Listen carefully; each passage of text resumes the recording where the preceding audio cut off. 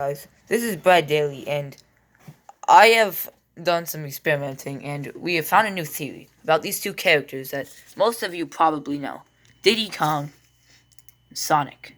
Now, you see, this revolves around the shape of their eyeballs and how they function. Now, if you look here, Diddy Kong, well, these two characters both have in common that their eyes kind of go like up, down, up again, but they're connected. The white parts are connected. And now, let us display a diagram that I've composed. This is our first theory.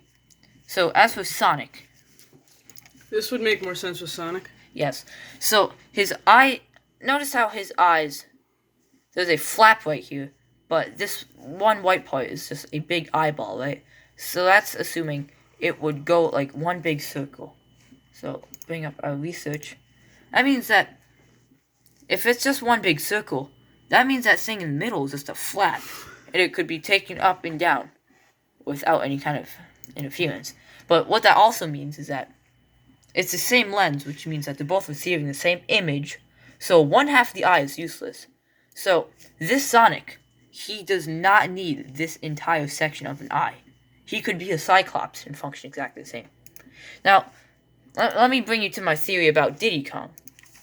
Now, he has a very similar eye shape, maybe a little bit hard to see on camera. He does have a little bit of definition in between his eyes. Now, this suggests that his eyes are actually two separate things, right?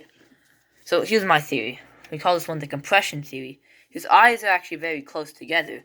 However, the eyes are rubbing together, causing optic nerve damage and deterioration, meaning that he is blind in the center. So, if we come back to this, his eyeballs are rubbing up against this point.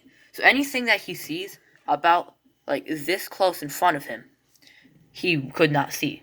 The light will not be properly hitting his eyes, and he could not see them. So this means that Diddy Kong is partially blind. And this means that Sonic has a flap right here that you can just peel up and down. Oh God, no. Well, let me just present my research one more time. Wait, go to the Diddy Kong. Hold on. No. That one. Yeah, but he would only be blind when cross-eyed. Oh yeah, that's another good point. He would only be blind if there's an object directly in front of him, or if he goes cross-eyed. That's a very good point. And so, this means that both of these characters, well, this guy is an abomination, and this guy is an evolutionary failure.